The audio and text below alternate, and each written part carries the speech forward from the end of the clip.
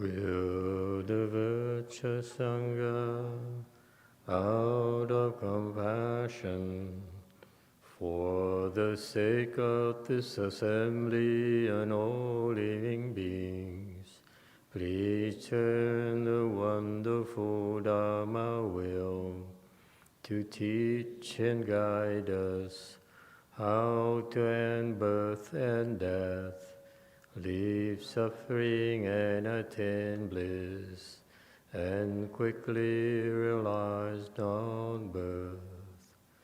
Cung thính đại đức tăng thính, vì thứ pháp hội cấp nhất thiết chúng sanh, Tịnh chuyên diệu pháp luân giao đạo ngã mộng, như há điều sanh thoát tư ly khổ đạp lạc, tốc chứng vô sanh.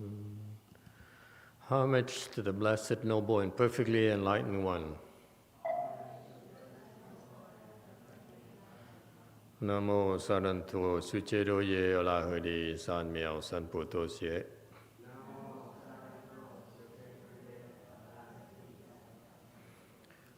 Namo Tadakta Toyada Ya Alahade Damio Damboda Toa.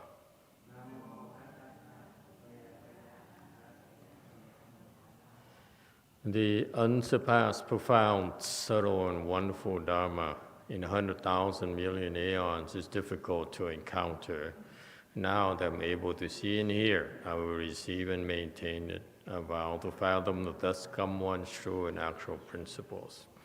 Wu sheng sheng sheng wei miao fa bai qian万劫难遭遇，我今见闻得受持，愿解如来真实义。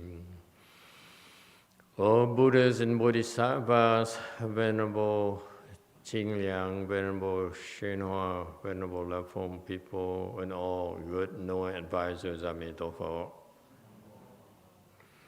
诸佛菩萨、精良大士、YongHua上人、各位出家人、各位善知识，阿弥陀佛。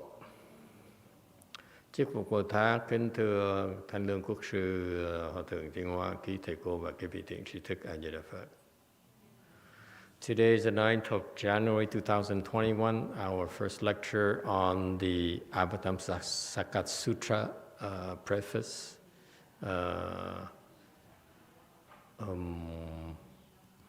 We are right now on slide number 113, item number 7. First of all, there are some remaining questions from last lecture, so let's have them. Tian Guo asked, Master, at the beginning of Earth Store Sutra, Buddha told Manjusri that even with his Buddha eye, he still cannot see to the end of the beings who were present in that assembly that were crossed and will be crossed by Earth Store Bodhisattva. Is the Buddha saying the truth or was being courteous? First of all, Earth Store Bodhisattva does not have the Buddha eye. Number two, his spiritual eye, Earth Store, Manjusri, what is it, Manjusri or Mahamahalayana? It was a Manjusri. Yeah.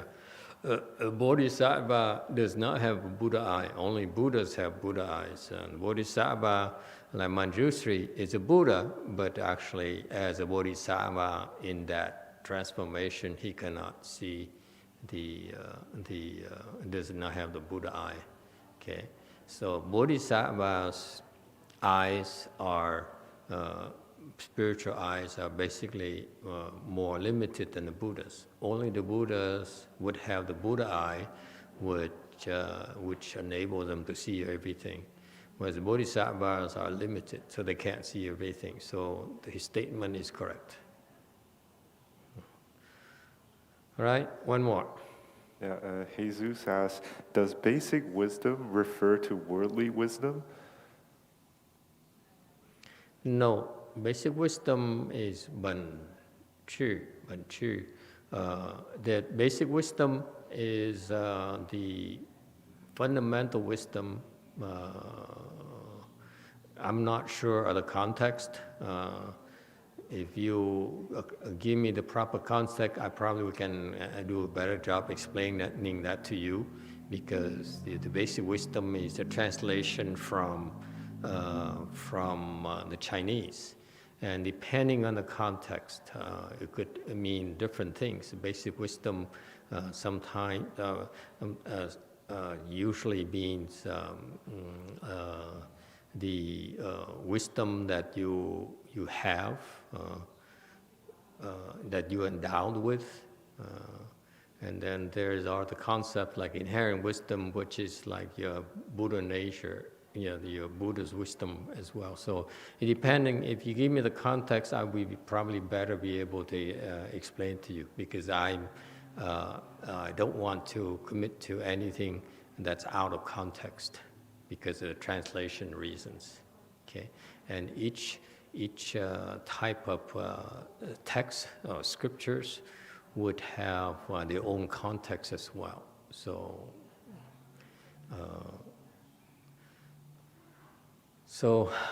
I don't know. I need more information. Okay? Anything else? Okay, very good. The text on slide 113.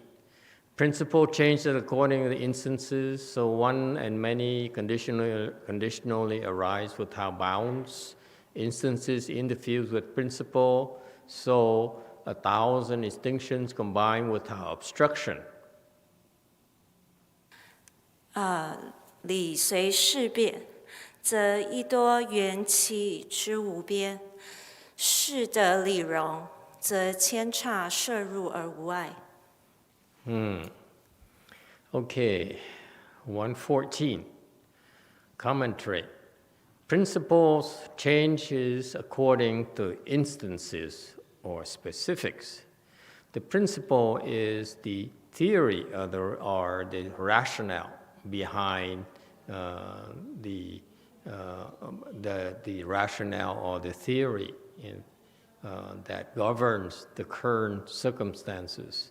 The changes, so the principle changes. So this principle here must reflect the changing conditions according to instances. So what it means is that when you look at the specific instances, you can, if you look at one instance to the next, the principles will vary from one instance to the next. It's nothing fixed. Okay, so one and many conditionally arise without bounds, meaning that one is one principles, and one principles can govern the many instances, and they arise without bounds.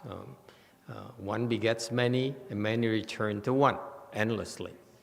So this is the state of the Avatamsaka Sutra. Okay, that's the way it is.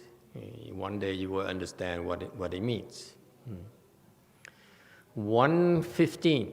Instances interfuse with principles. It means that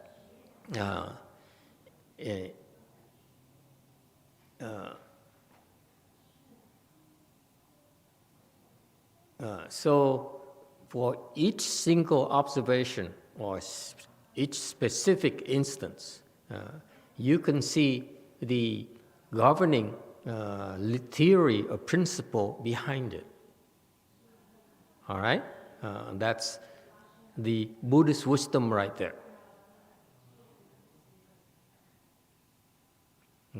The Buddha's wisdom, what's interesting about the Buddha's wisdom is that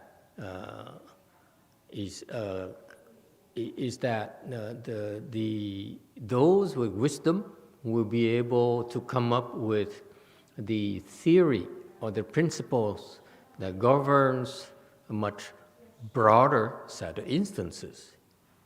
For example, in sciences, the scientists first gather empirical data, meaning they gather data points. Then they come up with a solution that will fit all those data points. In mathematical they call it regression analysis, whatever. So basically, that's what they do. The mathematics or the science needs to have the data, and then they find a principle that applies to all those data points through time. So for example, Sarah says she goes to help out with the COVID-19 tracking, yes, and help assist those people. And so she's very interesting. I didn't realize that she has such an interesting job, not from looking at her, being a pharmacist and everything. But she helps, and so I found it so interesting. She says, as she followed all the data that's collected, then she realized that, for example, the transmission occurs not really in bars. Isn't that shocking? Am I correct? Please correct me if I'm wrong. Blue, huh? She says the COVID infection, the spreading, happens not in restaurants. Not as much, but not as much. Yes, it occurs in bars, occurs in restaurants, so forth. But what she found, the data point she found, is that it occurs predominantly at home or family gatherings or parties. Right? So you see, that's right there. You see, so they observe, these scientists, they observe all these reports, these data points. I have these cases reporting here, reporting there, and so forth, all these people who are infected and so forth. From there, they arrive at a theory. It's that, the spreading is most primarily through socializing, primarily with families and friends. This is what the danger is. So in Southern California, we like to socialize. Northern California, they don't. So that's why here we are the epicenter of the COVID-19 pandemic in California, because we socialize. So we work very hard, and then we go back home and we socialize. So you see right there, so all these data points, they arrive from these observations. They say, so this is the infection occurs predominantly through family gatherings. So that's the principles. So that's why all the instances interfuse the principle. All these data points, all these observations or instances or specifics, events, can be interpreted through one principle. Yes? That's what it means. So 1,000 distinctions combined without obstruction. So all these 1,000 observations, all these multitudes of observations, they can have a common denominator. They can be combined together, even though it has to do with Hispanics population versus white neighborhoods versus low income versus high income and so forth. So all these combined, without any obstructions, to arrive at these principles in these theories. All right? So that's exactly what wisdom is about. The scientists have the wisdom. They observe all these data points and say, this is the conclusion I have. So compare that in Buddhism. What is, can you name another principle, another theory that's even wider, that's more encompassing than what the scientist, Miss Sarah Kim here did? Huh? Anyone? Yes.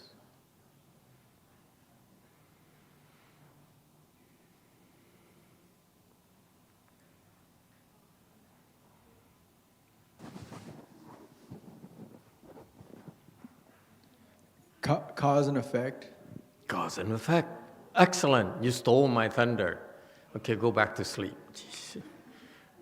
You're supposed to struggle a little bit.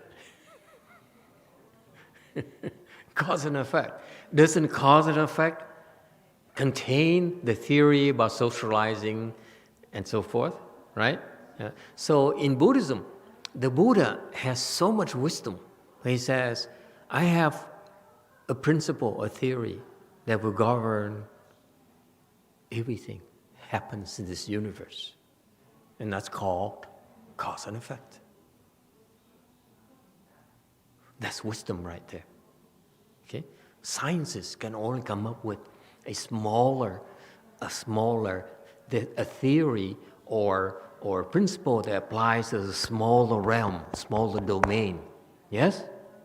But the Buddhas or the Bodhisattvas, they have far greater wisdom, so their principles and their theories are much broader, have much broader range of applications. That's what it means. Okay? Do you have a question?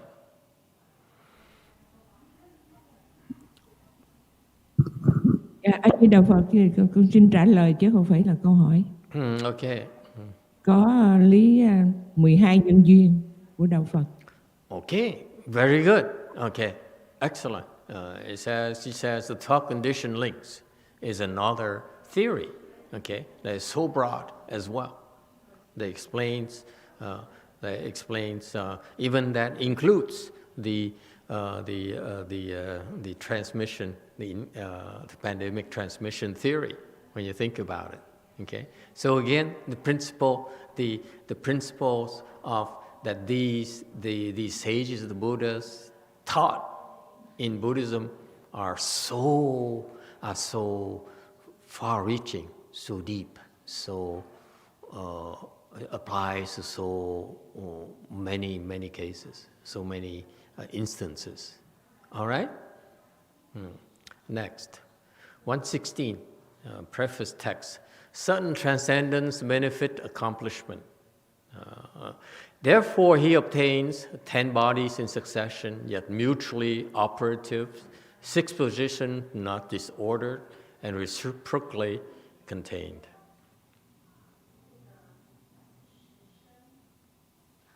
故得十身立然而相作，6位不乱以更收。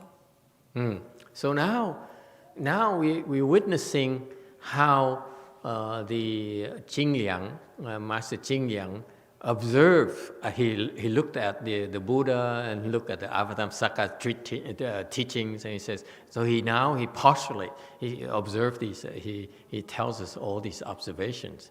He says this Buddha obtains the 10 bodies in succession, and yet mutually operative. Okay, so he refers to the 10 bodies. This Buddha, the Buddhas, every single Buddha can take on 10 different kinds of bodies. Okay, what are they? The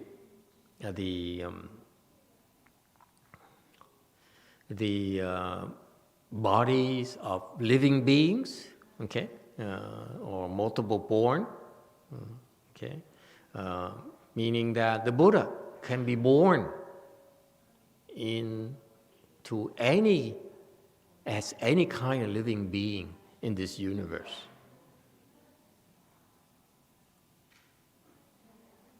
So far, so good. So that's why it's called living being's body. He can transform himself into a body of any living being you can think of. Okay? Number 2, a country.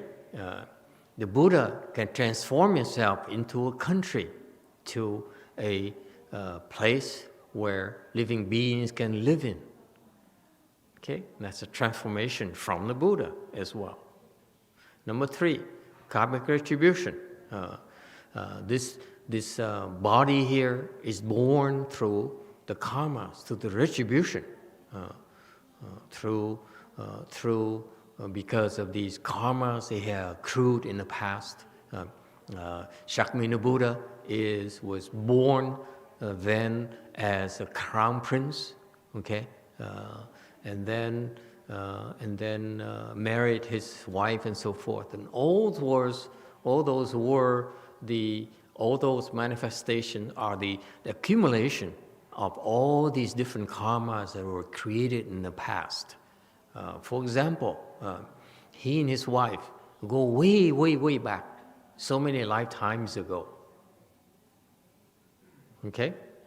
They were together, for example, as deers. Okay, you heard the stories? Anyone remembers the stories of the deers? No? No one remembers? Boy, you're so ignorant. I tell you what, I take back all the certifications I gave all of you. You're so ignorant, it's so embarrassing. Like I said, you certified the 4th stage, and then I asked you, what bodies, did you remember the body of the Buddha when he was a deer? I said, say what? The Buddha was a deer? Oh my God, you're so stupid. You think you deserved all these things? Okay, please come up and return those certifications in the bucket here. Shame on you.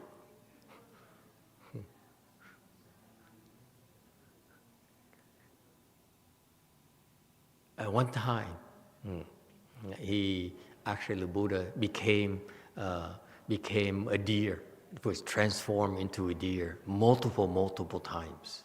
Okay, at one time, he was a king deer, and his wife Yashodhara was the queen deer. Okay. They govern, they rule over a group of, a deer country, an area where lots of deers and live very happy. But because they multiply so many of them that the hunters detected them, so they gathered the hunters gathered them together, trapped them, and then go on a shooting spree to kill the deers. Okay? And so as the hunters were gathering them in, the deers became aware of it. So the king deer says, okay, deer people, well, I don't know how the deers address themselves, so please forgive me.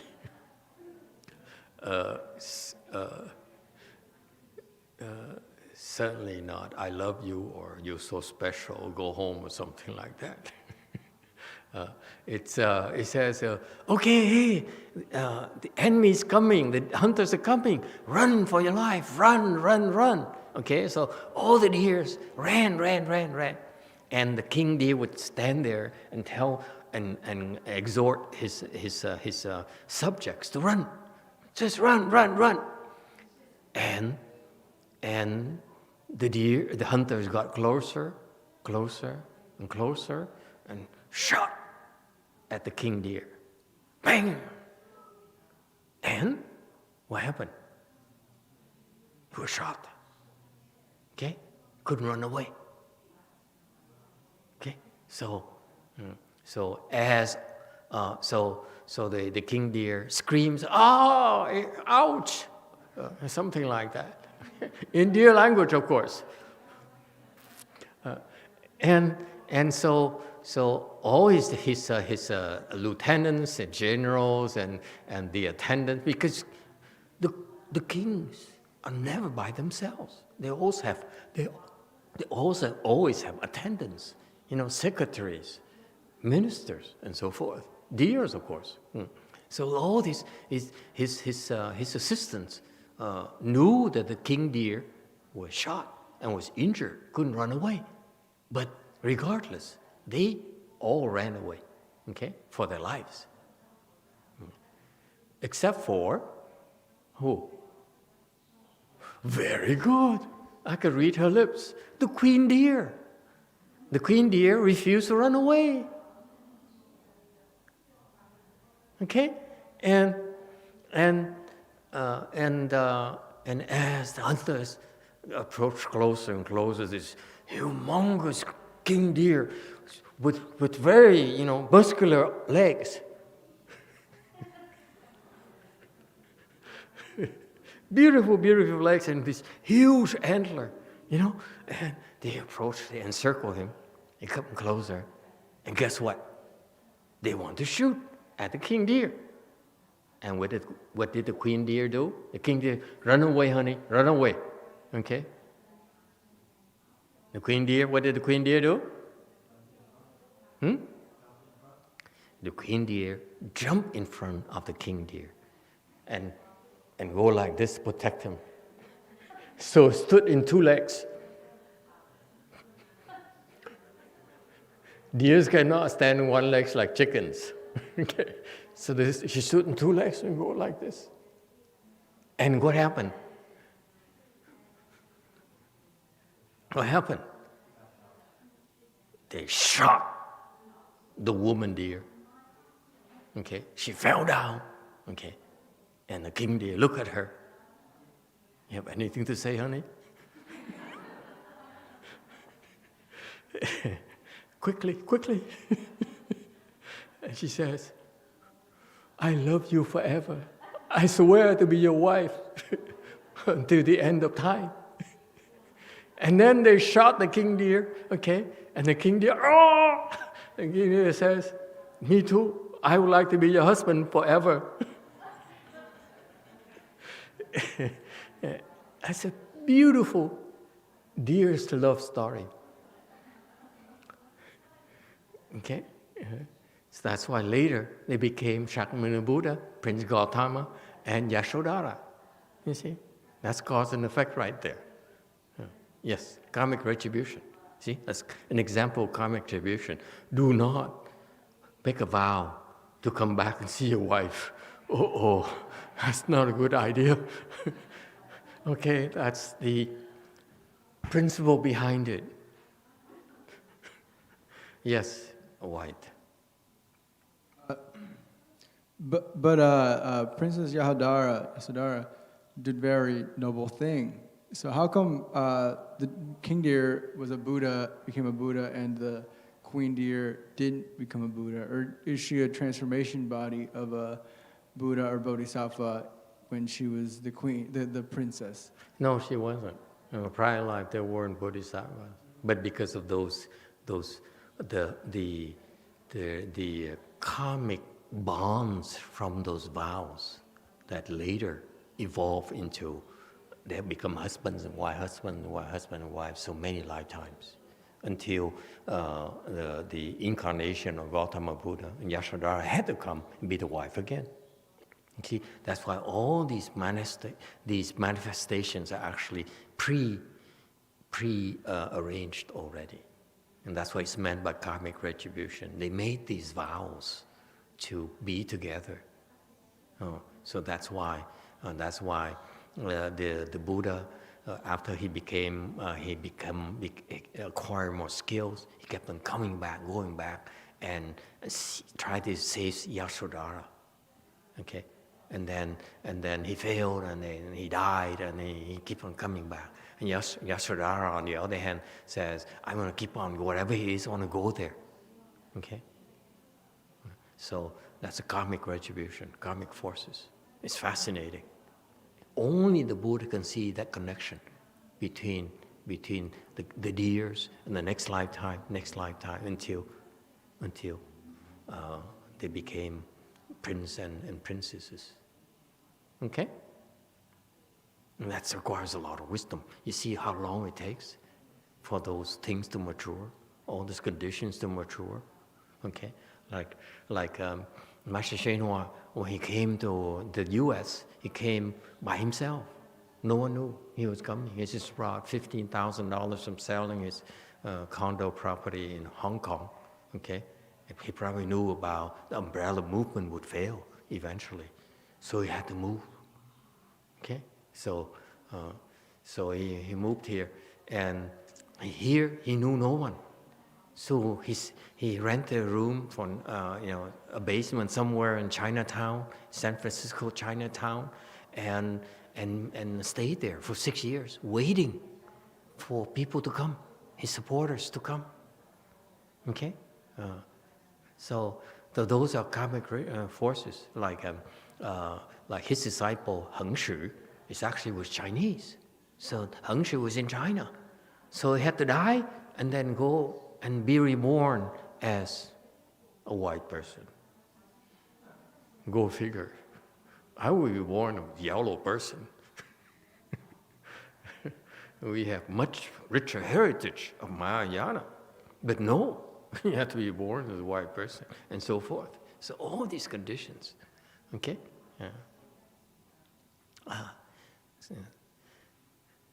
Four, he was born as a sound hearer, okay? Yes, white. Sorry, but I just had a thought. So if I make the karmic vow, I say, I want to practice Buddhism until I become a Buddha, lifetime after lifetime. So does that mean I'll be attracted to the Buddhism lifetime after lifetime if I make a vow like that? Yeah, absolutely. Okay, absolutely. That's correct. It turns out that for you to come to this Avatamsaka assembly, for most of us, it's not the first time.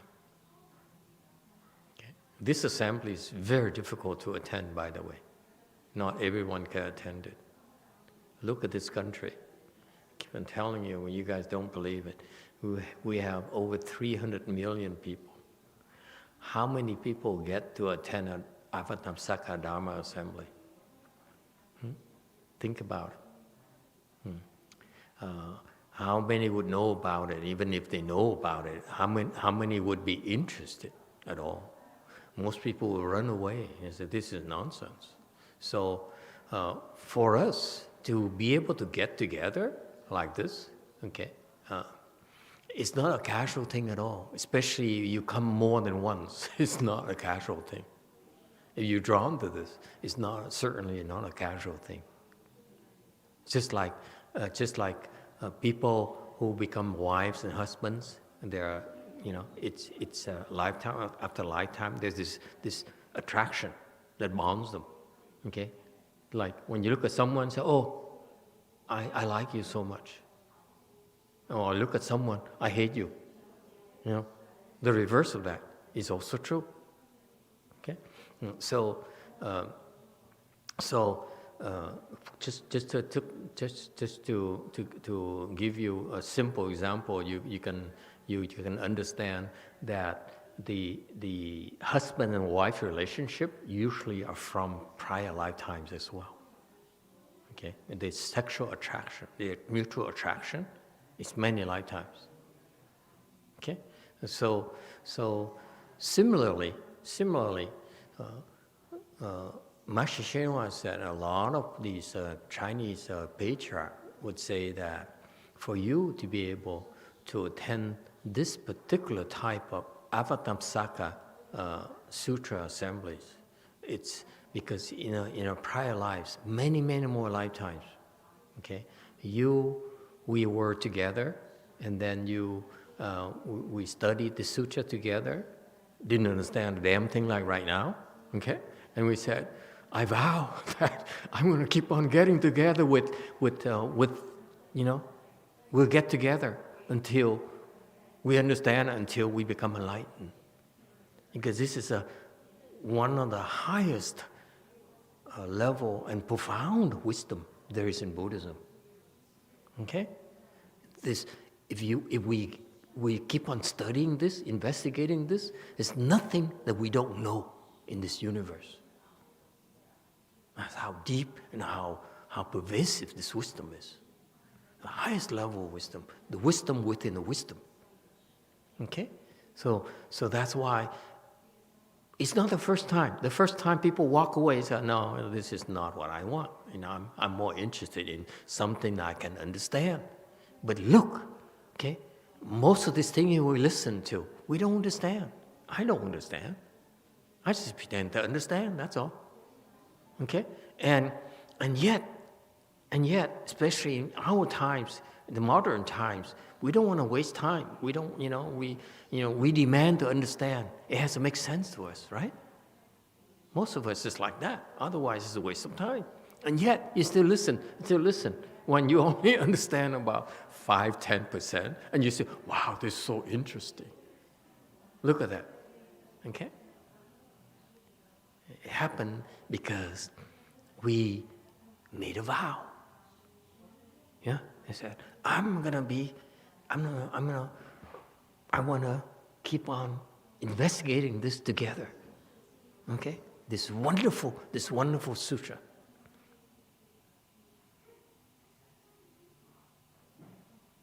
All right? Just similarly, like Shakyamuni Buddha, he has all these 1,255 followers, right? Wherever he went when he was alive, he had 1,255 bhikshus accompany him every day. Okay? And all those people, okay, actually made a vow to support the Buddha. Lifetime after lifetime after lifetime.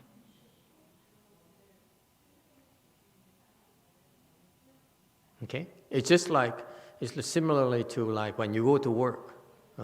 You go to work in a big company, you get hired and you promoted, and then you follow your boss.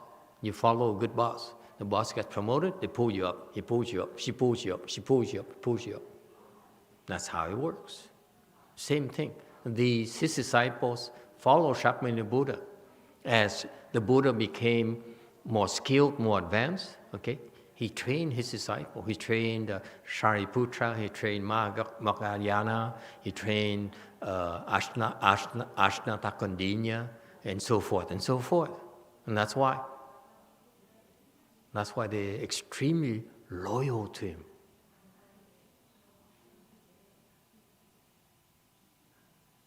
And in the same vein, he also has Devadatta that he killed repeatedly, many lifetimes. So Devadatta says, you owe me a debt of blood. So wherever you are, I'm going to come and collect. Okay? And the way Devadatta collected it is by becoming Shakyamuni Buddha's disciple, even a monk, and would try to kill him as well. So you have good retribution as well as bad retributions. That's life. Okay? YouTube question. Tian Guo asks, Master, I heard the first two arhats in Buddha's time were women nuns, and one of them was Buddha's wife. Is that true? What? He should check the Chinese scriptures. Yes? I couldn't hear the thing clearly, the question clearly.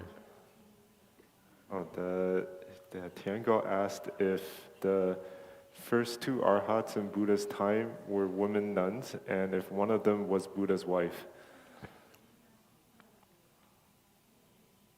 Yeah. So? Is that true?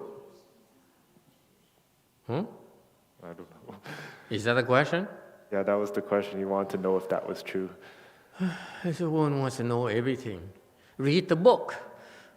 Google search it. Why do you bother me with these things? I don't know all those things. I'm more into, macho things. Who cares about the first female disciple? Jesus.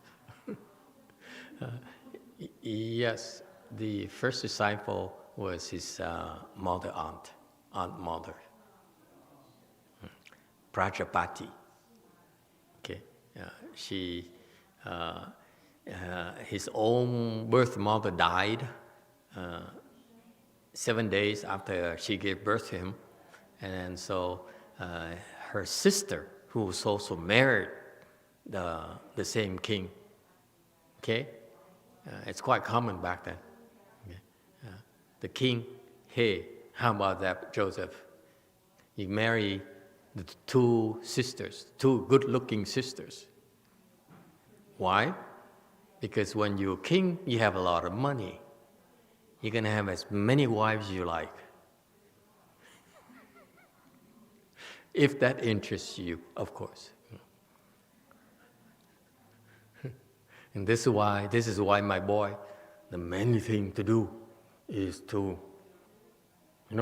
be able to support a big family. Yeah. So anyway, his aunt, his blood aunt, which is the mother's sister, younger sister, also gave birth to a son, Ananda. Okay? And she gave up Ananda. I said, no, I'm not going to take care of you. I will take care of the crown princess, because I can only devote my love and my time for one baby only, not two. So that no one can ever criticize me, accuse me of neglecting the crown prince. It's very, very, very, very high standard of behavior back then. There's no compromise, no room for compromise. Okay? So she gave up her own son. Have you ever given birth to a boy? No? Then you will know how it feels. Okay? When the mother gives birth to the baby, this bond there that we men don't understand.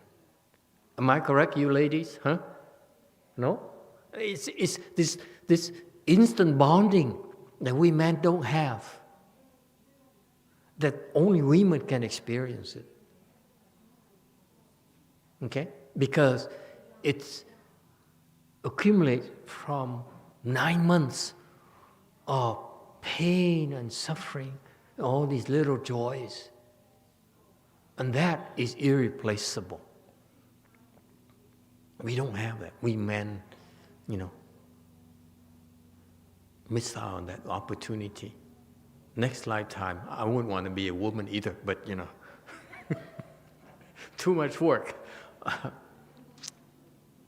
But the point being that for her, after giving birth to a handsome boy like Ananda, and give him up, in order to take care of someone else's baby, that's incredible.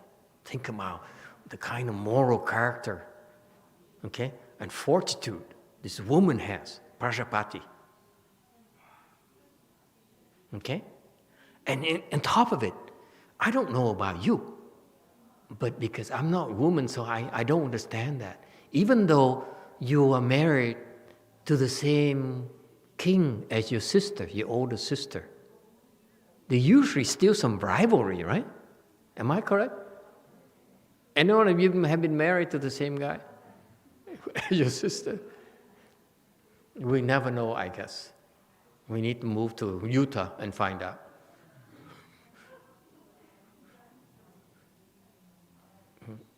The Mormons know something and we don't. Okay? It's a shame. So anyway, I can only imagine that even though you sisters, because I know a lot of sisters who are still fighting tooth and nail, okay? You see in movies as well, right? I mean, the sisters going, the same man chasing one sister, and then it doesn't work, so he chose the other, and so forth. It's very, very messy. So it's never very clean, and yet they married the same king.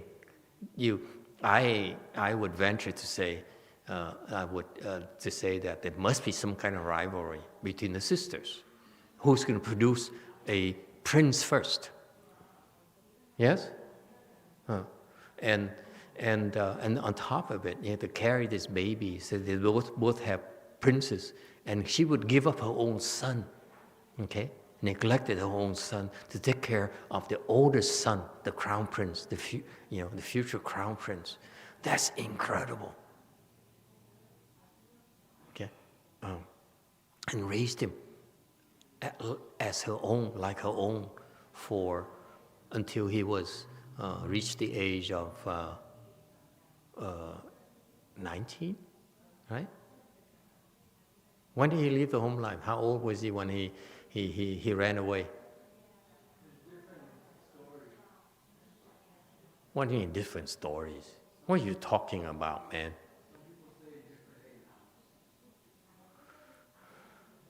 He was a teenager. Yet he ran away already.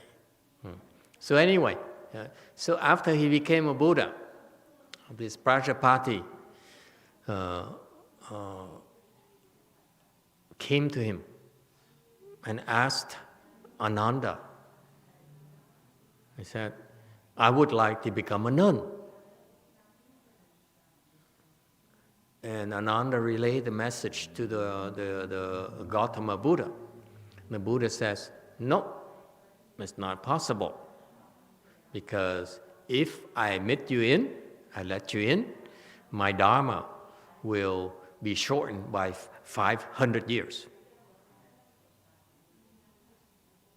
When I said this part, a lot of Caucasians, relatives of mine, got very upset. The females, the female persuasion, they got very upset and said, Buddhism is so sexist, so anti-women, misogynist. I'm like, yeah. So that's what the Buddha said. So the Buddha said, refused. And the aunt insisted. The Buddha still refused. So the aunt followed the Buddha. She walked by foot, which is the queen doesn't do. The queen, they go on these chariots or palanquins and so forth. They don't walk on foot outside. Okay, so she walked on foot, on barefoot, to follow the Buddha. Okay, and so by this time she got to where the Buddha was. Her feet were bleeding. Okay, calluses, bleeding, and she was clothes were tattered. Okay, and she walked in there and asked Ananda again, and then Vimalananda, please ask the Buddha that I would like to become a nun, to join the order. And so Ananda was his heart's broken. His own mother was, in very bad shape and hurting and can't barely stand up straight. So he walked in there, and Ananda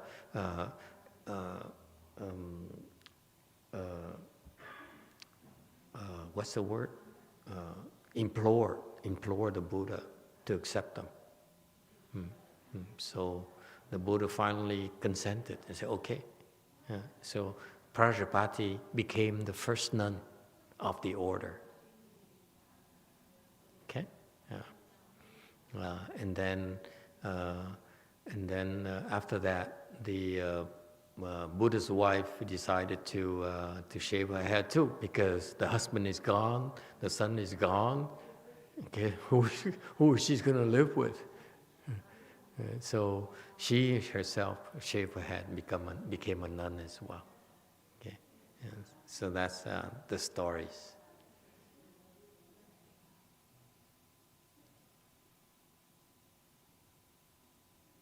These are really outstanding people, not like losers, like us.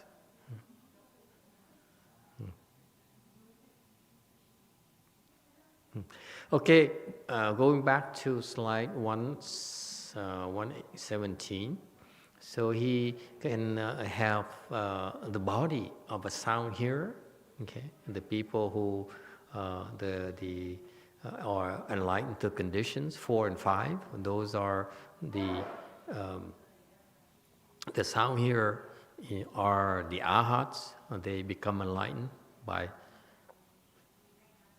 listening to the sermon, the Buddha's sermon, and became enlightened. Okay, and the enlightened to conditions, or solitarily enlightened, meaning that they investigate the 12 condition links, and then by investigating those 12 condition links, they became enlightened. So that's another, the 2 more kinds of bodies that the Buddha can have. Number 6, the body of Bodhisattva. Okay, it's not uncommon for Buddhas to take on Bodhisattva bodies, like the 4 great Bodhisattvas that Shakyamuni Buddha have, and that follow him to help him propagate Buddhism in our world, actually are Buddhas. Okay, Manjushri is a Buddha. Universal Worthy Bodhisattva is a Buddha already. Who else? Who else?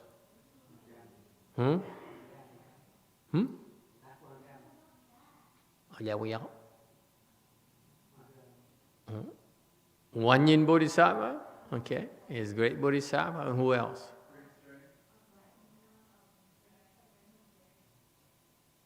It's in front of the temple. Earth Store Bodhisattva, number 4. All right?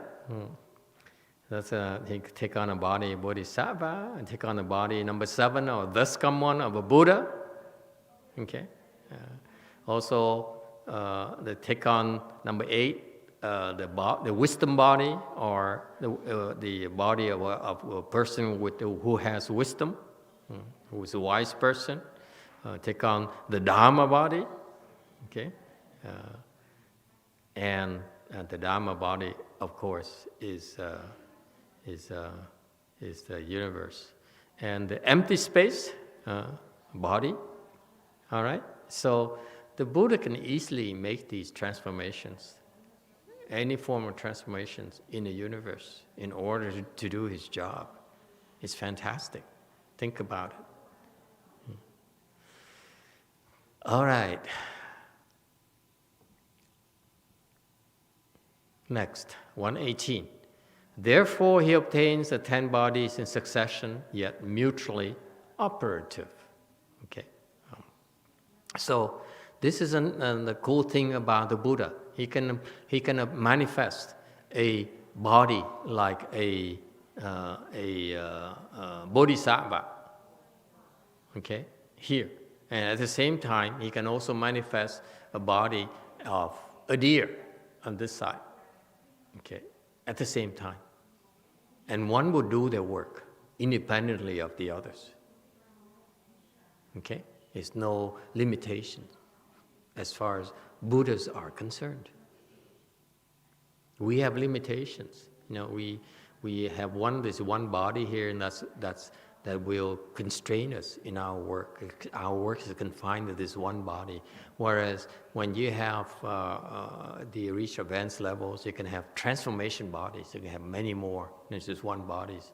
Okay, like Master YongHua, he says he started at the age of 11, and he practiced. And by the age of 40, he became enlightened or something like that. And then eventually, when he came to this country, he told one of his disciples, who says, "Oh, now I have transformation bodies, so that now I can do more work." So it's not uncommon for someone in Canada, to see him over there, and whereas another person sees him in Wei Mountain Temple. Okay, so not uncommon. Master Sheo has many transformation bodies. Okay, and they work independently of each other. 119. Six positions not disordered yet reciprocally contained. I have a problem with my articulation today for some reason. What did we have for lunch?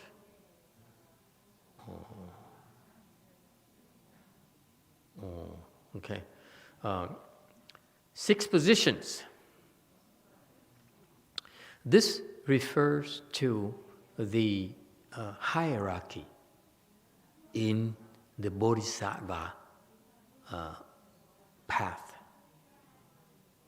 You practice Mahayana, your cultivation will go through these stages. Okay? These stages, successive stages of practices, of accomplishments, if you will. And what are they? This is clearly spelled out and explained in this Flower Adornment Sutra. Okay. Does anyone have any problem pronouncing Avatamsaka Sutra? I really struggle with that. Yes, you don't have a problem? You have a problem? But you're Catholic, so it's understandable. I'm not Catholic, so I don't know why I have this problem, since I claim that we did this before, and now why is it I'm struggling with this? Probably not true. Okay? But it's okay. Eventually together we shall overcome. So what are the 6 positions?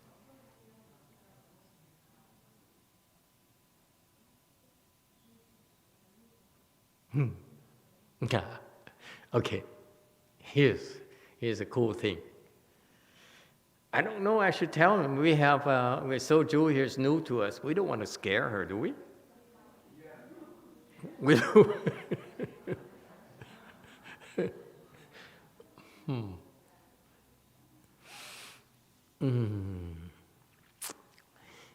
I need incentives.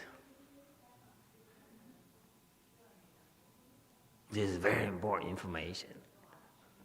But anyway, today I'm in a good mood. Tonight I'm in a good mood because my boy arrived in Korea safely. Okay? And now he's in quarantine for 8 hours. Oh, the world is so scared. Everyone's so terrified. It's so ridiculous.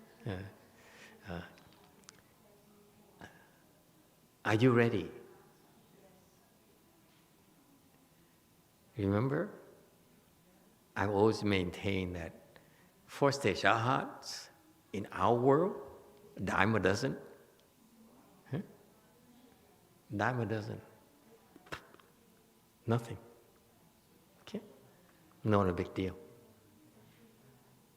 So far, so good? Okay? But it's very hard.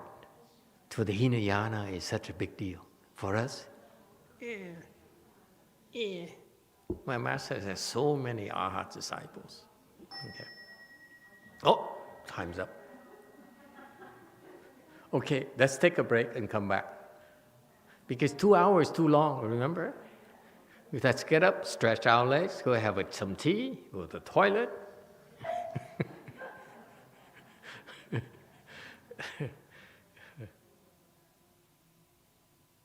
Remember, it reminds me of my college days when we have 2-hour lectures, like a 1 hour, 15 minutes. We'd have a break and go have some candies and so forth. Okay? So anyway, but we're not in college, so we're going to sit through it bravely and without snoring. Okay? So you reach fourth stage Arhat, okay? It's very, very tough to get fourth stage Arhat, supposedly. Once you get fourth stage Arhat, you continue to practice, and you go in the range of the three worthies. Three worthies, shēn. Shēn is worthy. Your name, the monks and nuns' name, shēn, X, okay, it means worthies. So far, so good. Now, this is the first time revealing to you why I call you shēn. But you don't want to know, do you? You had a name for so long, you heard it so long, so what's the big deal now? No one wants to know. You can skip this and move on. He's not interested. Are you interested, sir? Why these people call shēn? They call shēn because it's false modesty.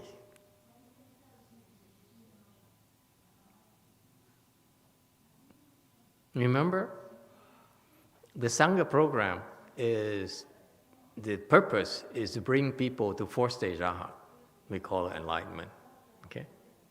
That's the purpose, is special training program to help you bring to your fourth stage Arhat quickly. But once you reach fourth stage Arhat, okay, then as you continue to practice, so fourth stage Arhat, you go into a range called worthies. Okay? The worthies.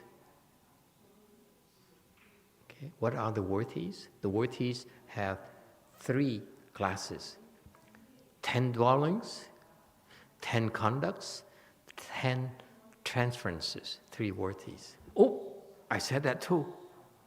Oh my God, I should read my own commentaries. You see that? So the shēn, all these guys are named, actually refers to the fact that they are supposed to go beyond fourth stage Arhats. So far, so good? Hey, are you paying attention?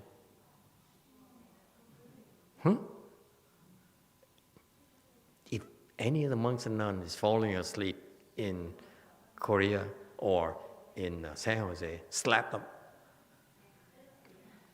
Yes, Pink. Di Đà Phật. Thưa thầy, vậy là ví dụ như là four state Arhat thì muốn lên nữa là bắt buộc phải qua ba cái Relevant Conduct and Transference, bắt buộc đi. Exactly. Yeah. You will go through that. Okay. So after you get the fourth stage Arhat, the Hinayana people would stop. And for us, we continue. As we continue, we go into 10 dwellings. Okay, the range. So we certify to dwelling number 1, number 2, number 3, number 4, number 5, and so forth. So far, so good? And after we graduate from the 10 dwellings, you go into 10 conducts. 1, 2, 3, 4, 5, 8, 9. 6, 7, 8, 9, 10 conducts. And then you go into 10 transferences. Okay, 1 through 10. So all those are successive stages they're called shēn stages.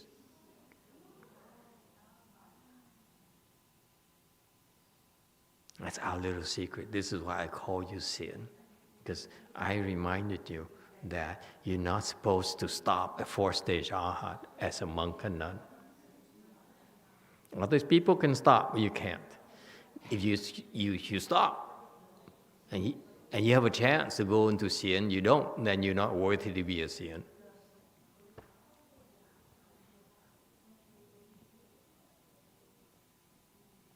Meaningful?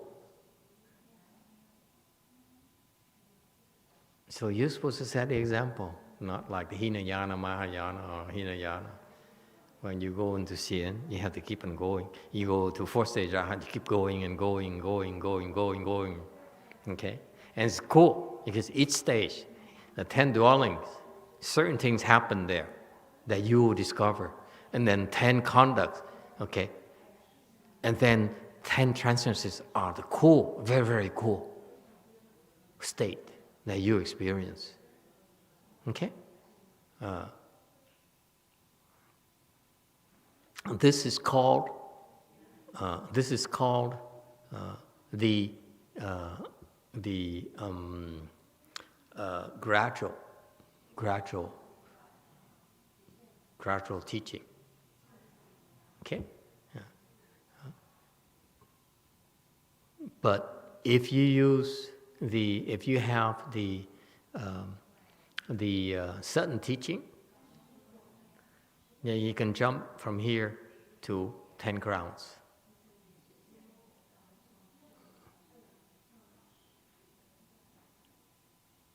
Okay? So if you're a teacher, in the future you want to be a teacher, okay? You're better off going through 10 dwellings, because then 10 conducts, 10 transcendences, because in the future, your disciples, when they go through these phases, they don't know. If they ask you, you wouldn't know how to answer them. Okay?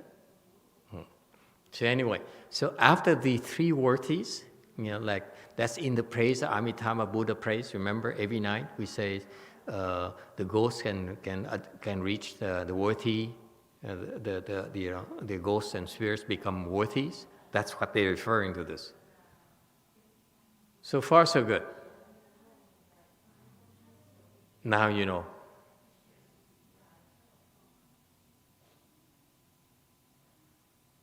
Questions? Jewel. Jewel Mountain asks, we know about first ground, second ground. So this is the 10 grounds.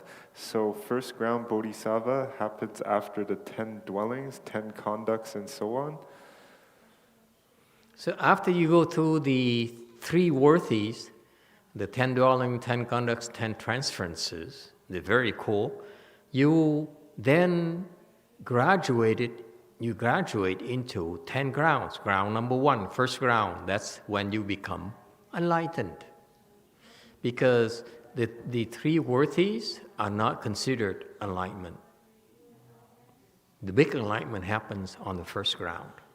So far, so good. That's what they call 10 sagely positions. Before that, it's not considered enlightenment, big enlightenment in Buddhism. So we're very precise. We're not fooling around. When we talk about enlightenment, we know these phases they need to go through. Only in Mahayana do we have that roadmap. No one else has it. And it's spelled out here in this sutra. You see why this sutra is so important. If you want to become enlightened, or you want to teach others to become enlightened, you need to know this.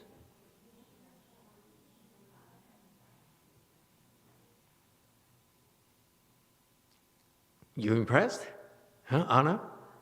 See, I've been holding my tongue for 15 years. He said, Master, what do I do? They complain about food, they complain about, building too cold, they complain about, too crowded, they complain about no one comes to the temple, they complain about, clothing not enough, how come I only give you 2 sets of clothing and stuff like that, and they complain. Well, 15 years, I said, let's see who's going to last the longest. Because not until I explain to you the Avatamsaka Sutra, you never know why you go shēn, and you quit, and you never know.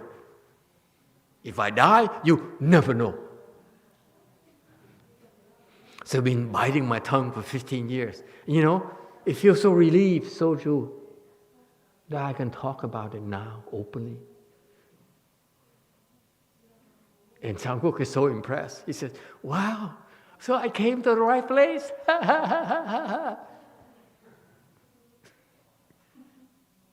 Koreans don't talk about this, yes? No? Do they? They talk about it? No. Because There's no training for it. Hey, Korea, are you impressed? Huh? This is why we know what it takes to become enlightened.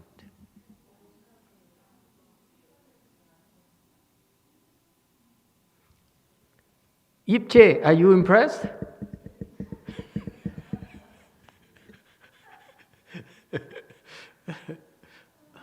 Yes, finally someone is impressed enough to ask a question. What happened to Tian Guo? She only wants to know, is the first wife, the first disciple is 2 or 3 or something like that? And when you go to the meatiest part of tonight's lecture, the 3 worthies, she disappeared. He says, oh, I got to go to the restroom. Green. So, Master, so the 3 worthies entitles also some sort of divinity, or it has already passed divinity? Way beyond. 4th stage aha is way beyond divinity. Okay? It's so far away from it. Okay? And that's why once you get to this, you look at the rest of all the hard work and say, wow, it is a lot of hard work. Oh, see, I told you it's very hard. I lost someone already. Yes, Pink. Thầy, cái 10 ground đó, nó khác với eco enlightenment như thế nào? Tức là cái thập địa nó khác với eco enlightenment. It's different. Different. So you get the 10, so that's why it's a lot of hard work, trust me. You go after the 4th stage arhat, you have to work so hard to slug through, to really make it through the 10 dwellings. And after that, you go to 10 conducts, okay? It's a lot of hard work. And then you go to transferences. It's so cool. And then after that, then you go to sage sleep positions. So far, so good? Okay. These 10 grounds are, when you get to the 10 grounds, you are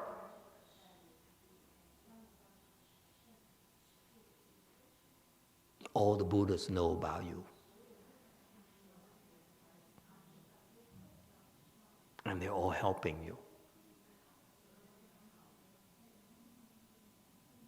So, if you get there and I help you, usually it's because the Buddha, manipulate me to help you. Because the Buddha watches the 10 grounds, people.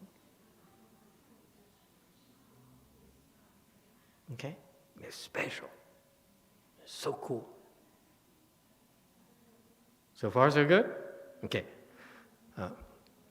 The 10 grounds are very hard to break through.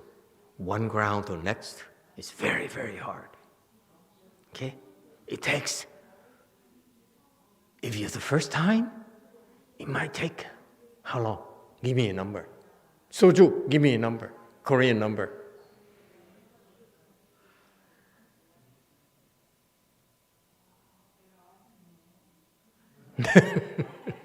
She says, I'm struggling with just becoming 4th stage arhat. And you want to talk to me about 10 grounds. I'm challenging you. Yes, Green. I'll guess 7 lifetimes, Master. 7 lifetimes. How about 7 million lifetimes?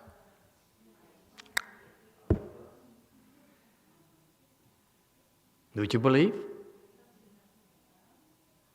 7 million lifetimes. You have to be, King Deer 7 billion lifetimes. And bang, bang, bang. Isn't that cool?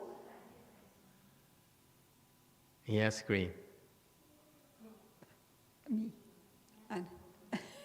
And let Green go first. Okay. Yeah. So, Master, if the Saha world is not going to live that long, let's say,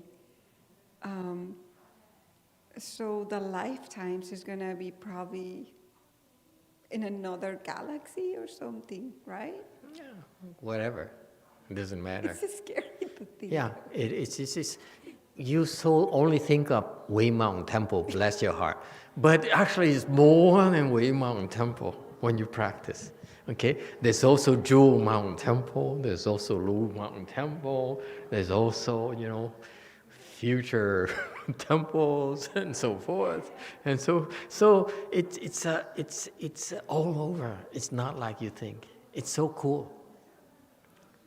That's why this sutra is so fascinating, because you are exposed to all these things that you never thought, you never knew, you didn't know before. I mean, you forgot. So that's why now you say, oh wow, so the world is not as limited as divinities or God or the Pope and all those things. It's a lot broader than that, Jewel Mountain, blue, excuse me. Master, so even the Bodhisattvas, is there a chance of a sudden enlightenment? They could really jump the different grounds? Absolutely. Sudden teaching applies to any level. You can go low level, you can go high level, it doesn't matter. Okay, the proof is in the 6th page chart. You listen to the Avatamsaka Sutra, boom, certified the 4th stage Arhat. Okay, and work, and then work for 5th page chart. What people don't realize is for 8 months he works his butt off. Okay, probably. Work in the backyard there, pounding the rice, threshing the rice, okay, for 8 months. What happened, you guys don't realize he's actually going through 1, 2, and 3 worthies for 8 months. He's just every day. Who says for a person like the 6th page chart, who he doesn't have to meditate? You notice that? To become enlightened. We have to meditate to become enlightened. He doesn't. That's the difference. Okay? So he's pounding the rice, okay? Day and night. Day and night, you're not paying attention. No video games. No internet. You want to become enlightened. All the kids are ignoring me.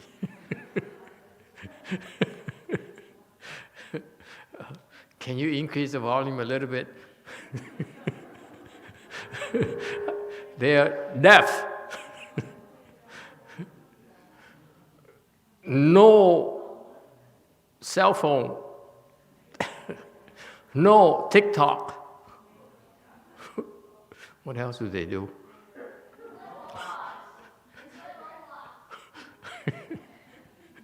No, whatever. Okay, lower the voice, please. I can't handle it. Too old for this. Okay. Jewel Mountain. Jewel Mountain asks, for sudden teaching, can they suddenly jump from Arhat to first ground Bodhisattva, or have to go through all 3 worthies? Well, why don't you find out for yourself?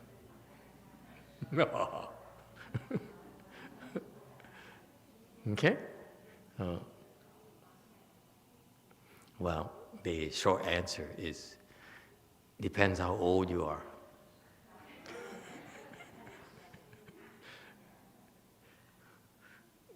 Or, depends how much I like you. And what do I like? Money.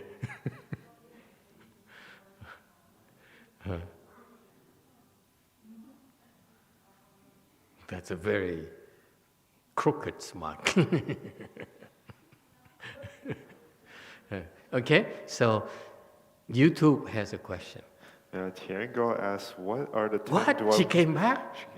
Is that a he or she? Clearly it's Chinese, but... Not sure who he or she is. This person gossips, so she's got to be male.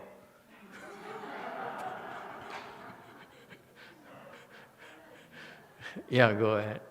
Yeah, Tian Guo asks, what are the 10 dwellings, 10 conducts, and 10 transferences? When you get there, you'll find out. Okay? This is to whet your appetite. Okay? But we don't tell you everything. So that when you get there, you say, oh yeah, it's so cool. Okay? It's fantastic, trust me. It's so much fun. It's more fun than video games. Yeah, he heard that. Okay? So you have the 10 grounds. After, and the 10 grounds are again, one ground takes a long, long time for you to traverse, to climb. Okay? You find that out in chapter 39, entering the Dharma realm. Chapter 39. Ru Fa Jie, entering the Dharma realm. Okay.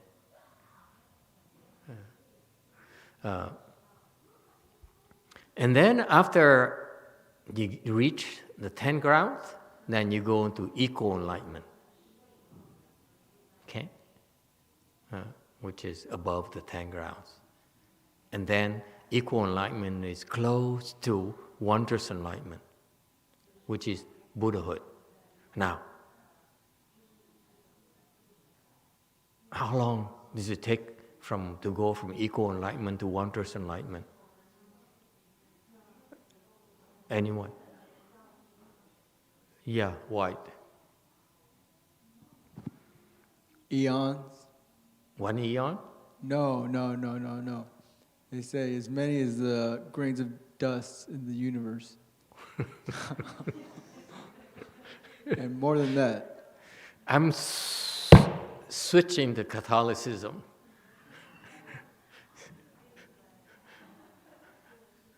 It doesn't make sense, does it? If I have to go through that many as many eons as dust in the Dharma realm, that's forever. But it's true.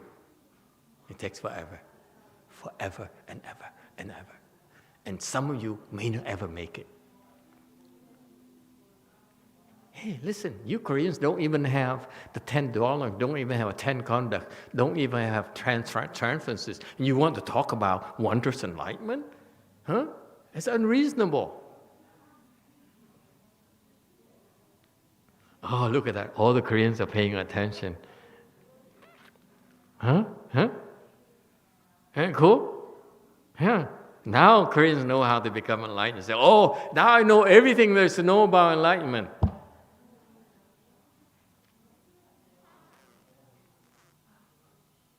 And they're not even excited. They don't even look excited.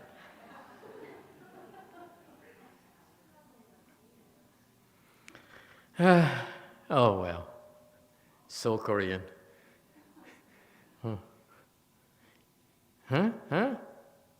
You don't know this is the secret of the universe. Not many people know about this.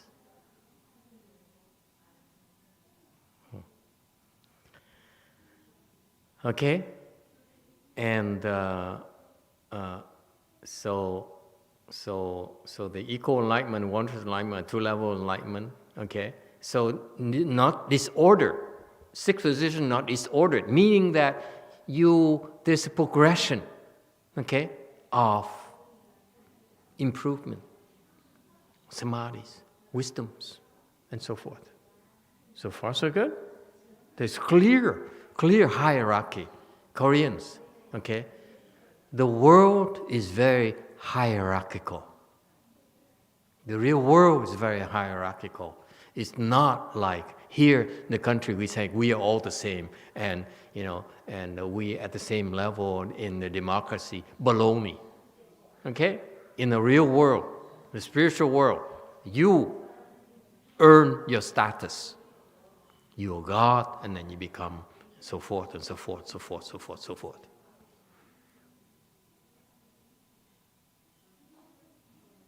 So we all have to earn it. Our place. So for example, in this Dharma assembly,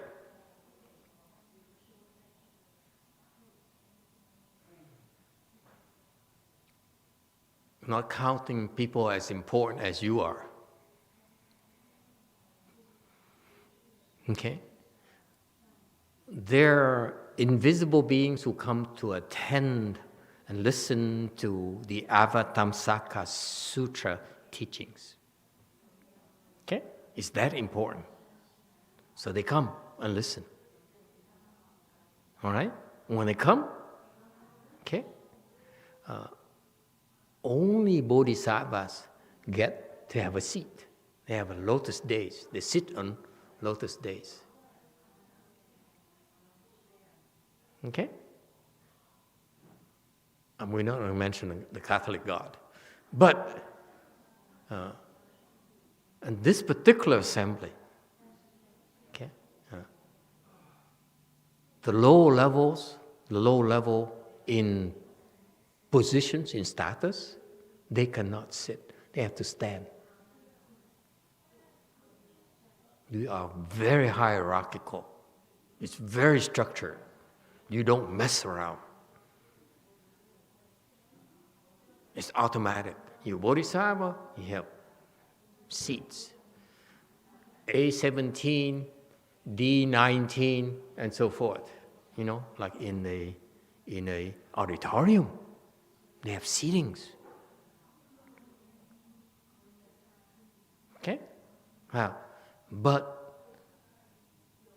so they can sit down, whereas the low-level people need to stand up.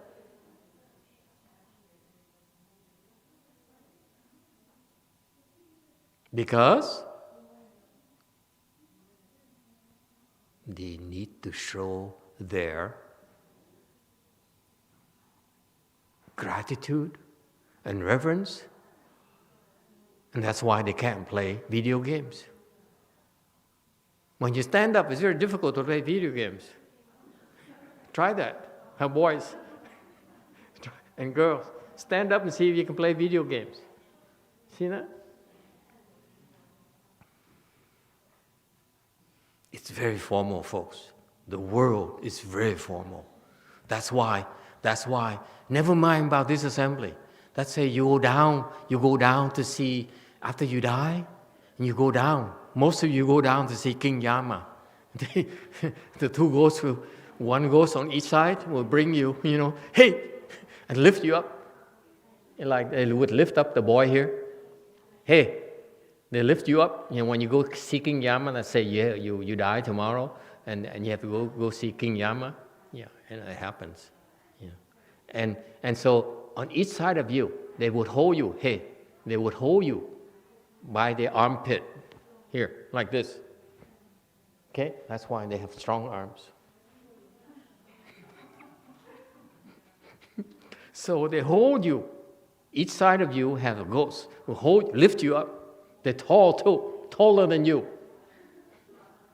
I don't care how tall you are. The ghost is still taller. And they lift you up, and they bring you. They would bring you in front of King Yama, who sits, behind a rosewood desk. I can't think of any good precious wood, so that's why only rosewood comes to mind. I'm sure there's more. Okay, so you sit behind the desk, and he says, "Oh, there you are." So when you see, hey boy, when you see King Yama, you tremble because he's fierce. His fears. And you say, why did I play so many video games and now I have to fear this ugly-looking official? Okay? I'm ill prepared to meet with this ferocious-looking man. But are you paying attention?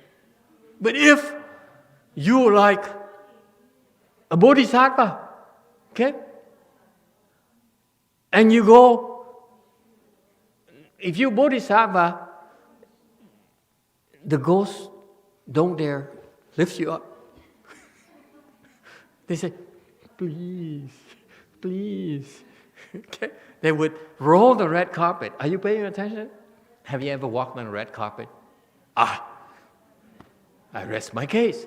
These bodhisattvas, when they go seeking Yama, they have a red carpet. The two ghosts are rolling against the red carpet. And they say,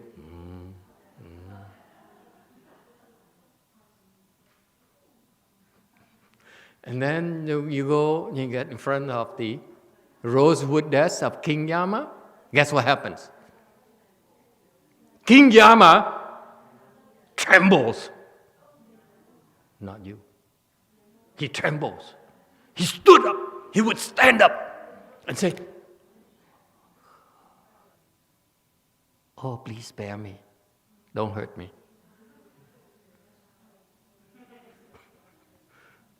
Okay? Yeah.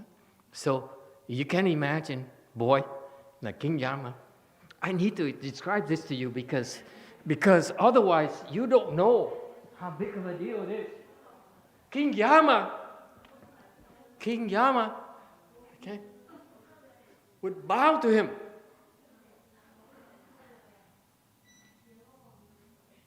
Yeah, he would bow to this bodhisattva. Are you paying attention? This is a state secret. Stop playing games. And bow to him, okay? And bow to him like this. So scared. So his butt is sticking up.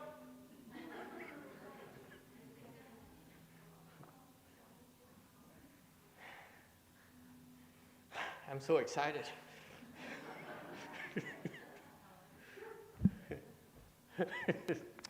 It doesn't only happens in Buddhism, sir. Not in your world.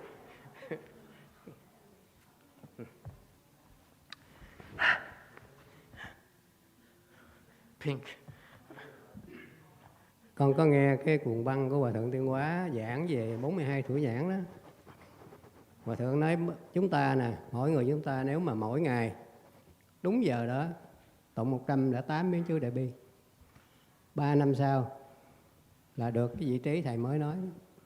Quý vị chết là xuống dưới Diêm Dương phải xá, quý vị giờ không dám ngồi. Mỗi ngày 108 biến chú Đại Bi. Đúng giờ đó là phải tụng. Thì cái phước báo với cái lực chú Đại Bi làm được ra cái người xuống như vậy đó. Mà cái khó cho mình là không biết làm sao mình dành cái thì giờ đúng cái giờ đó mỗi ngày trong 3 năm. Nó khó là chỗ đó. Yeah.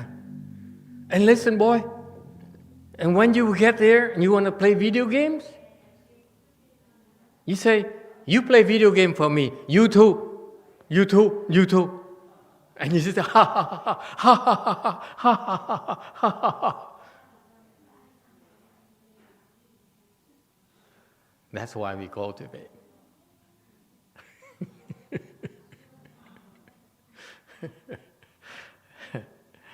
Okay? So these positions, going back to 119, I'm calm. Going back to 119, okay? It's very orderly. The world is very orderly. There's no anarchy at all. Okay? Just like in the human world, you have these, the king and the vice king and so forth, okay? Same thing in our world. The spiritual world, these have this hierarchy of attainment that they know their places. They go and there they progress through these things, through these positions. It's very orderly.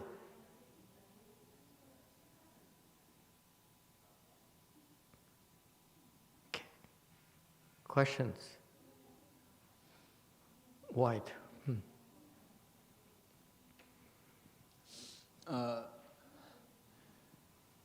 The Buddha kind of makes it sound like the universe is also very limitless. So how can it be orderly and limitless at the same time? That's what's called Avatamsaka Sutra world. The state of Avatamsaka Sutra is way beyond your imagination. Okay, orderly yet disorderly. Okay? All positions mutually contain, meaning that, of course, when you get the higher level, you contain the wisdoms of the lower levels. Yes? But at the same time, even at lower levels, you have the potential, in spite of the fact that you play a lot of video games, you still have the potential to become enlightened this lifetime. Even you're Korean, you still become enlightened. But you didn't know, so that's why Koreans is so important. You need to know that you can become enlightened. And the enlightenment has these gradations, these steps, right? Then everyone can do it. It's not reserved only for anyone. But everyone is entitled to this, is capable of doing this. So like you right now, not even fourth stage Arhat yet, but you have the potential to reach these as well. Why not? Except for Catholics. Is that what the question is? No? Green. I have a question. So what is exactly the difference between wondrous enlightenment and equal enlightenment? What is the exact difference? The difference is about billions upon billions upon billions of billions of lifetimes of wisdom.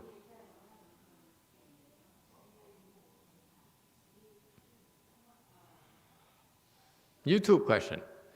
Quinn asks, if one is going to Pure Land after death, will he still see King Yama? Who? Twin. Shun? Twin. Twin. The bicycle person? You guys pronounce those Chinese names in a way that you butcher the names. That's mainly my fault, Master. Sorry. Yeah, shame on you. Learn Chinese. Shun, okay.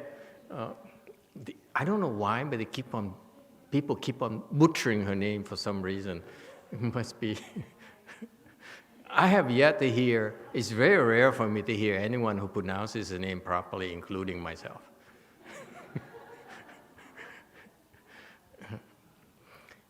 So what's the question again? The question was, if one is going to Pure Land after death, will he still go to see King Yama? After you go to the Pure Land, there's no more King Yama. King Yama is only here. So after you go to the Pure Land, there's no King Yama there. King Yama is the official, the judge who's stationed like Supreme Court judges. He's stationed in down there. Okay, down there. That's why he works. Yeah. So you could call it telecommuting. Yes, you too.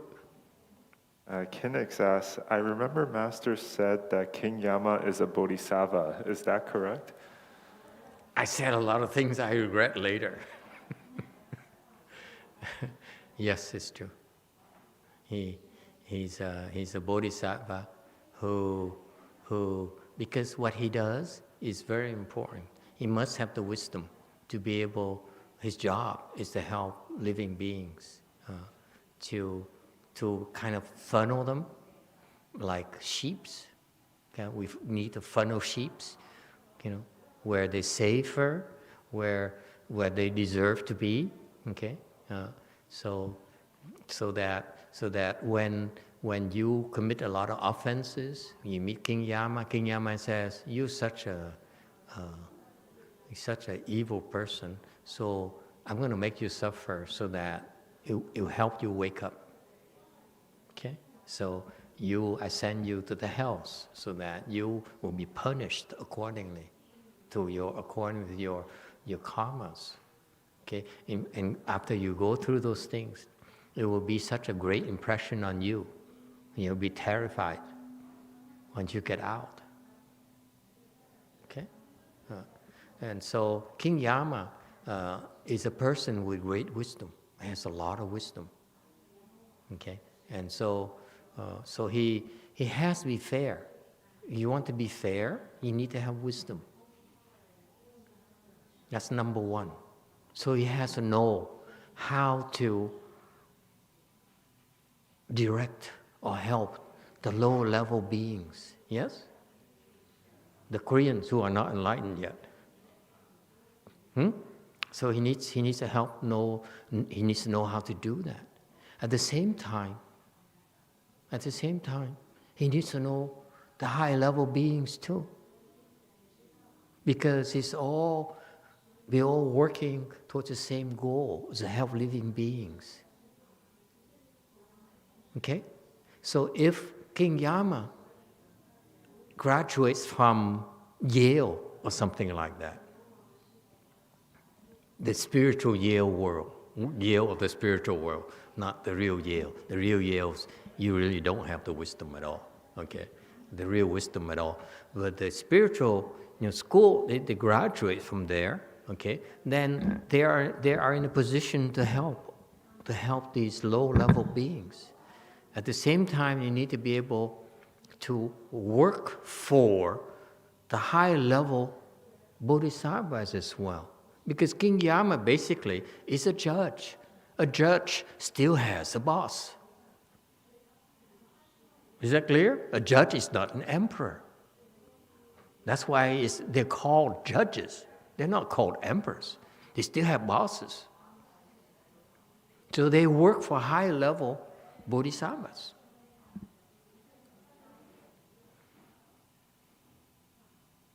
Okay?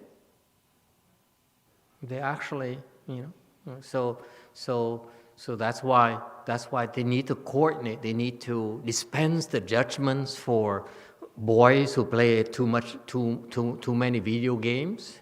Okay, and die prematurely. Okay, you die prematurely, I guarantee you're going to see King Yama. So he needs to take care of that. At the same time, he needs to coordinate with his bosses as well, his high-level officials as well. So that's why he must be able to have the ability to communicate, understand what the bosses want. Remember, just like in our world, a judge still has a lot of bosses.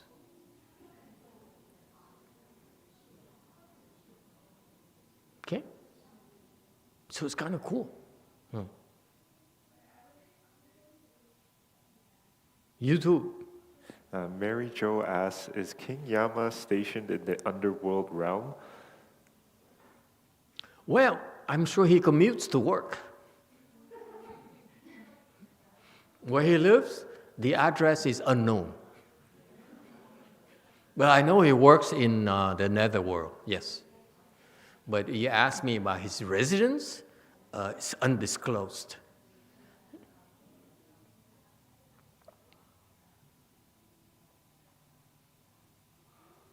Okay? Because what happens after you die? Yeah, you're paying attention? After you die, okay? The ghost will grab you.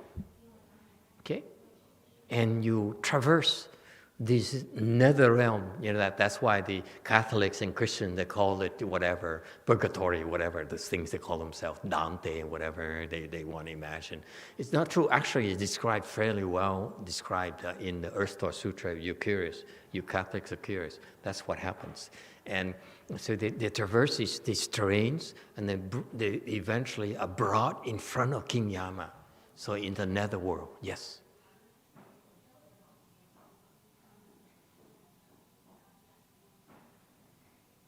All right?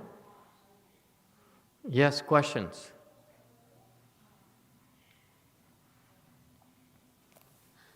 So I believe Chun was asking, if you're going to the Pure Land, do you still need to see King Yama? Depends who you are. How come I can hear clearly and I have a hard time hearing Bumpkin Boy? Huh? Don't speak with such a throaty voice so much.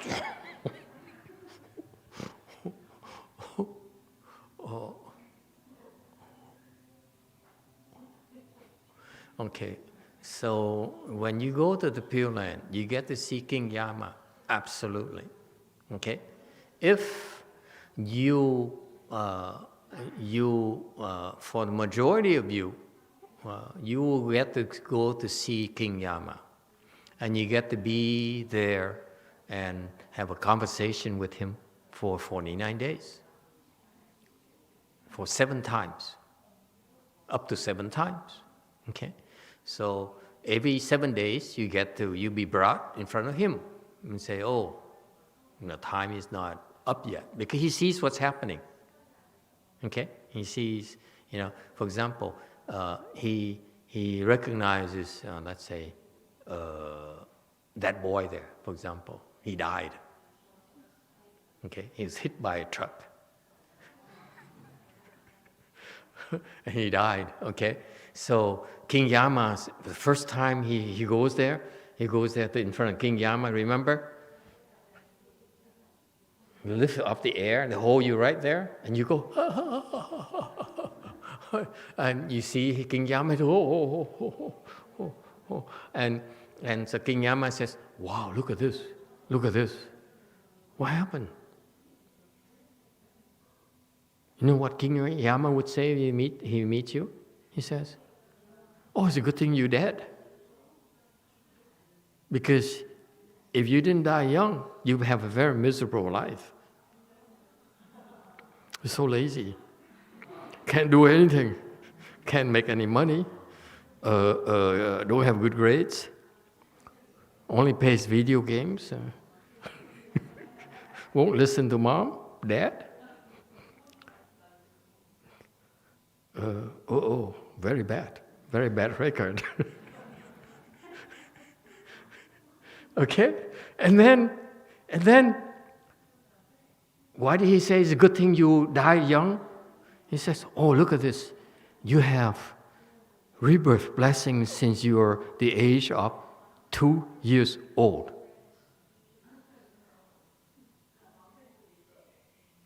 2 years? You started saving for rebirth blessings already. Like here in the US, we buy treasury bonds for you. Like here, they put money into the bank for you, okay? No, here, King Yama says, you have, oh my God, rebirth blessings. Look at this. Every month, every day. For, how old are you? 14. So you've been doing it for 12 years already.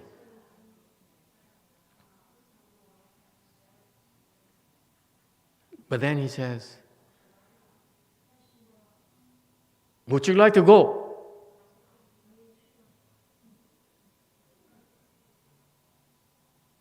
And then you say, there's one more video game I'd like to try before I go. May I?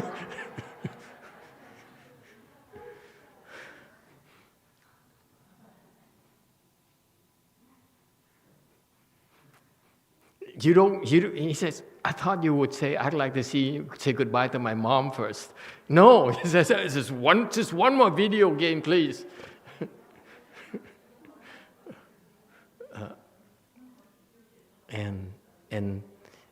So King Yama frowns and says, "You are such, no wonder you dead." And so he starts talking to you. My point being that King Yama, in the case he dies young, which is a consideration, knows that he's supposed to help him go to the Pure Land. So King Yama now talks to him and says, "Hey boy, that video game is no good. I tried it before. It's not that good. And no, you need an 8K monitor. Otherwise, a 4K is no good." Okay, and you need what is it? The razor blade or something, that the top of the line video game laptop. What's the name of that? Alienware. Blazer. Razor. There you go. Razor. Okay. Blazer is a basketball team. I'm getting old. So he says, you definitely need a razor, okay? The $5,000 razor, okay? And then you need an 8K monitor, which we don't have here in our office. So my point being that the typical person goes to see King Yama, and then King Yama then says, because he sees the record, he sees the blessing versus the good blessing versus the bad blessings, and he says, for this, what's happening right now, mommy really misses you, and so I can't send you off yet.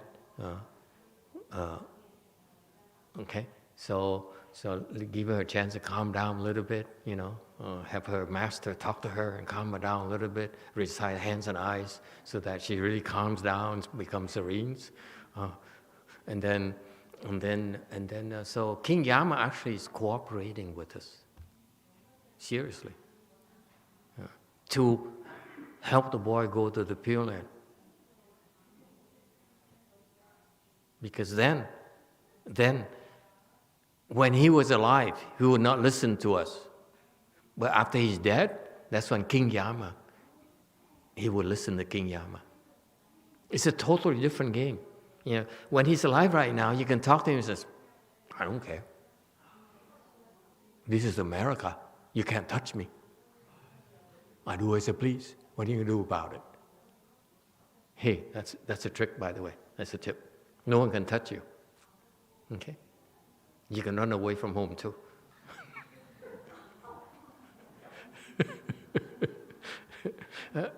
But after you die, King Yama speaks and you will listen.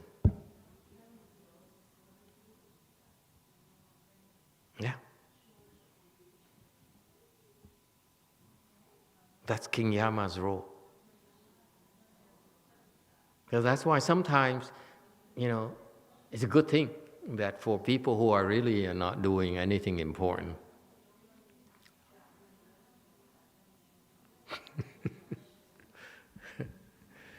okay.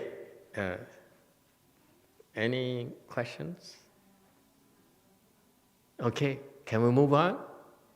Let's not talk about death. It's too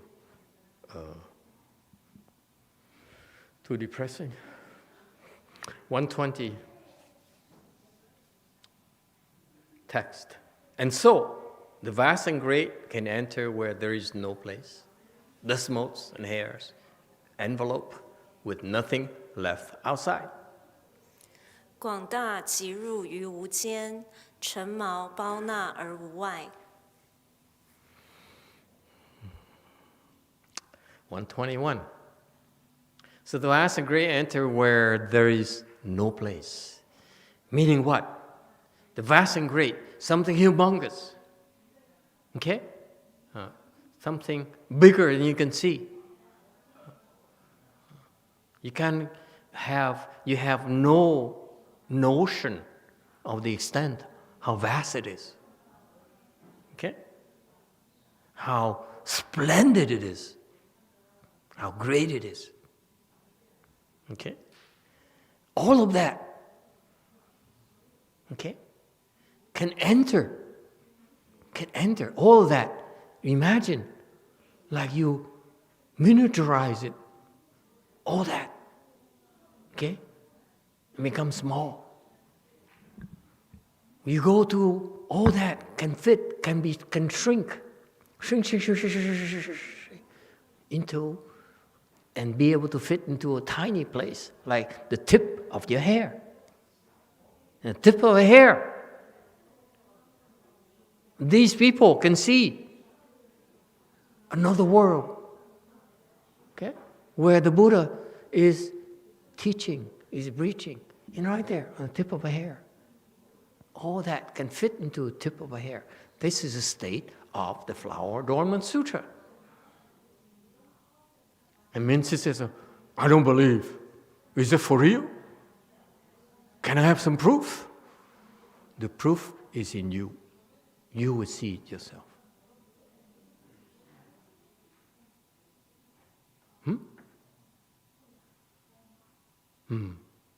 So the point here in 121 is that whatever is very large, okay, the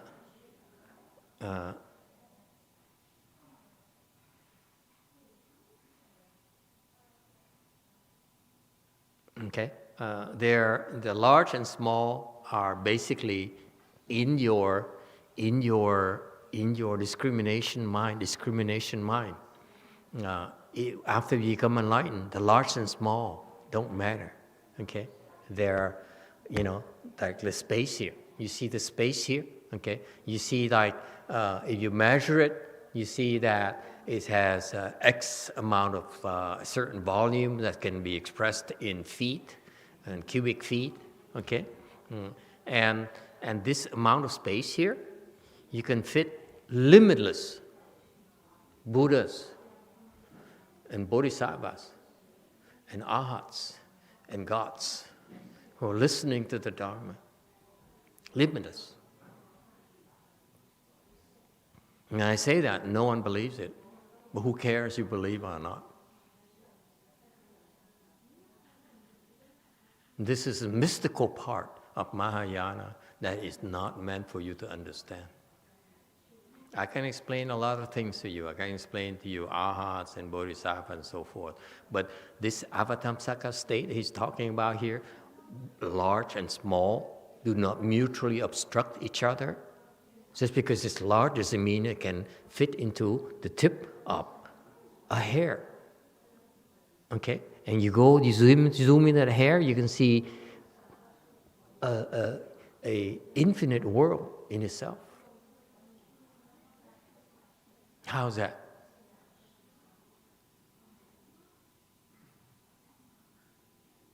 It's not for scientists. The scientists would go crazy.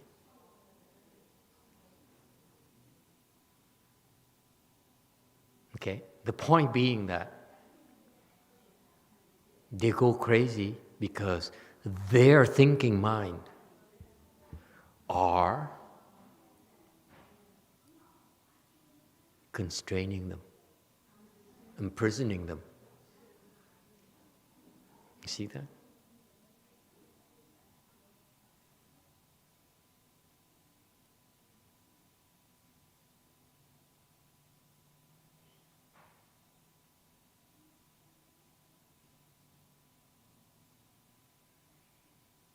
Questions? See, I knew it. You guys will be totally lost. Especially Tian Guo. Say, I can't even gossip about these things. No one would believe me. Can we talk about something that I can gossip about? 122. Dust motes and hairs envelope with nothing left outside. Okay? Oh God. The smallest entities like dust motes, the tiny things, that dust particles that float in air, dust motes. This is a concept in Buddhism. You know, when you let in the morning, you let the sunlight go through the air, and you see these rays of of light, and you see how there's suspended dust particles there. That's dust motes, okay, or smaller than that. And hairs. The hair is very thin, yeah, and they wrap around, okay, and so the smallest things actually can wrap around the largest things, you see? So don't try to understand. That's the message. It's nothing to understand, okay? Because it's not something that your conscious mind is able to grasp, to conceive of. You cannot go to this state until you let go of your conscious mind. You're no longer constrained by your knowledge, your reasoning, your sciences, your limited mind that still depends on your gray matter to function. Okay? I think it's enough for tonight. I think you guys I said, oh, this is too much.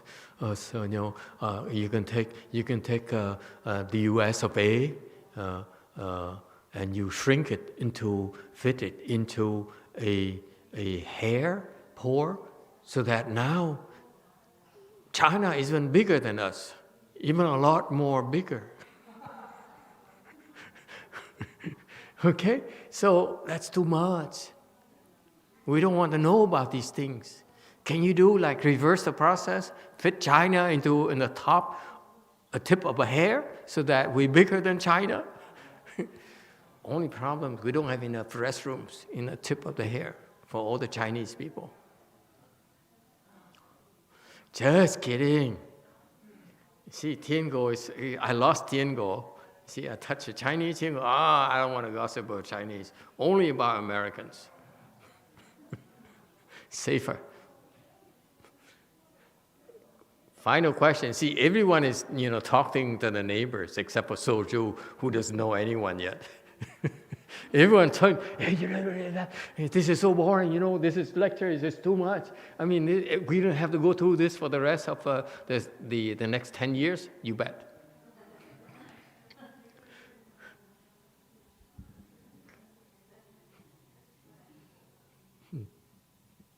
Okay, next time, 123. Thank you.